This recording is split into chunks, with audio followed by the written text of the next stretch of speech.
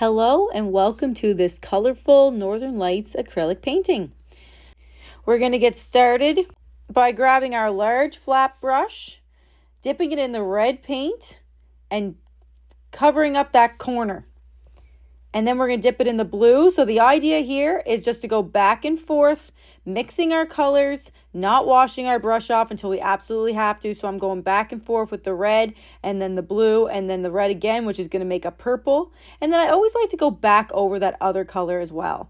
And then I'm dipping it in the yellow here where I'm going to get kind of a yellowish green kind of color with all the other colors mixed on. So keep going back and forth, going on an angle, up and down, nice and light on your brush so the paint glides across nicely. The lighter you are on your brush, the nicer it's going to go. But you can choose your own color. So right now I'm just kind of winging it. I'm going back and forth, red, then blue, then red again, then yellow, then pink, then yellow.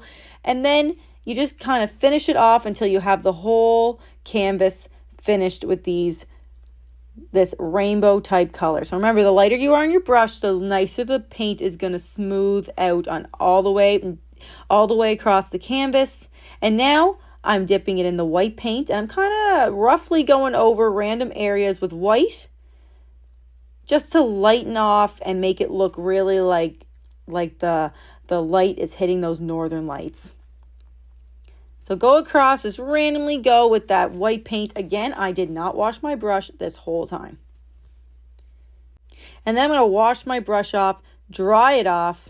I can dip it a little bit in the white paint and I'm going to go up towards the top of my canvas now, taking all that paint nice and light on my brush and just making my way up to give that whole northern light feel all the way across. See that? Now all of a sudden I have an easy peasy way of making northern lights. So you go all the way across diagonally and then you take that dry brush, you can dip it a little bit in the white paint if you want, and just make your way up.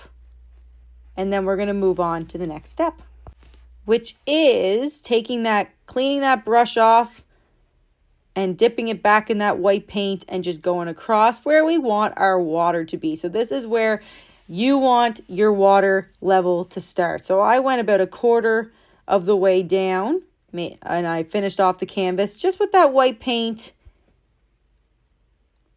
And I always make my way back up so everything blends together. And again, nice and light on your brush, little pressure, and your paint will glide smoothly. If you put too much pressure, your paint just wants to sit in that one spot. But if you're finding it sitting in that one spot, lighten off the pressure a little bit. Then you're going to grab your small or medium angle brush. Using that angle part, you're going to dip it a little bit in the black paint. I always say less is more. And then you can always add more rather than having to take away. And then you're making your little mountains and you're filling it in black. See that? Nice and light on my brush. And I can fill it in, dipping it a little bit in that black paint. And I'm filling that in black. Then without washing my brush off, I'm dipping it a tiny bit in the white. And I'm just giving a light graze over that wet black paint. And then I'm getting the white is going to blend nicely in with the black. And it's going to look like the mountains are shining off of those lights. So just a little bit of white. You can always add more.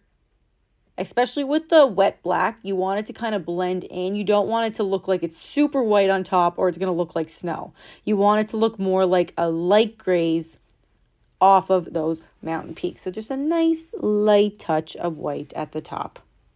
So the next step is our shadows. So now you still have black on that brush. Just wipe it off a little bit on your paper towel and dip it in the water and have a watery black kind of shadow going underneath the mountains. So the idea here is you can have it either a very light shadow or just you want it to be a hint lighter than the mountains. So it really looks like a true shadow in the water of those mountain peaks. And then you just keep dipping your brush in the water and finishing it off. So you have a nice watery black. And notice how I'm just grazing. I'm not lifting my brush too much. I'm just filling it in. And now I got a nice easy shadow going right underneath those mountains. Next, you're going to dry that brush off after you finish this. You're going to dip it in the black paint. And you're just going to make a little land piece here where your tree is going to be sitting. And fill that in. So I just like to fill in that corner. Fill it in black. So this is where my tree is going to be sitting. You can make your land look however you want. I like to make a little graze, and then I might fill in this corner too. There we go. So now it's time to form our tree. So less is more. Start using your flat side of your brush, and when you want it to be thinned out, you're going to turn it onto your angle. So use the flat part of your angle brush for your trunk. Press down, and as you want to graze to make those small branches, turn it on its side, and don't leave your canvas. Just graze upwards and lighten off that pressure to make those thin branches. The lighter you are and the less paint you have on your brush, the thinner your lines are going to be for those branches. So keep going until you're happy with the amount. So I pressed kind of hard to form that trunk, and as I made my way up, I turned my brush to the side to use my angle side of that brush, lightened off my pressure, and I got those thin lines.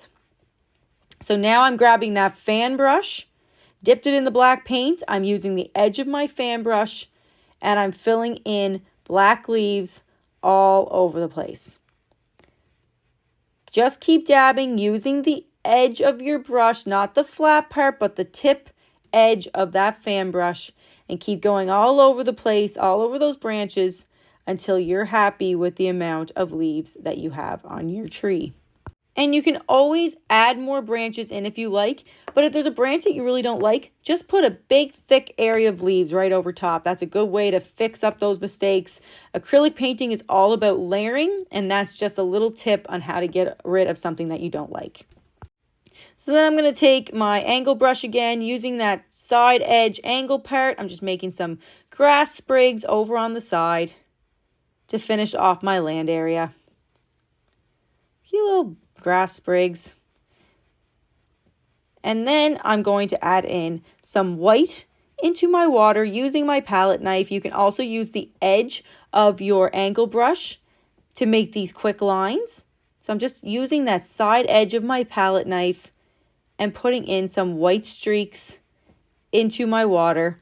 But then you can also move on to your angle brush if you don't like the palette knife, or if you don't have a palette knife. The angle part of that brush does the same thing. But keep going until the paint is off of your knife, because then you'll get some thicker lines and you'll get some thinner lines, which gives it a more depth look to your painting. And once you finish that, you have yourself your very own Colourful Northern Light acrylic painting. I hope you enjoyed this, and if you did, could you please rate and review my Facebook page and my website. And I also have a private Facebook page now that you can join to ask me any questions you want. You can share your pictures, and you can talk with the community all about this painting or whatever paintings you've done. Get some tips and tricks along the way. And it's just a nice way to kind of discuss painting tips and tricks and have me answer directly to you on my Facebook page. And you can also subscribe to my YouTube channel, would be awesome as well. Again, I hope you like this. And I forgot to add my private Facebook page is called Neighbors Designs Paint Club. Again, I hope you enjoyed this, and I hope I get to see you again next time. Thanks so much. Take care. Bye.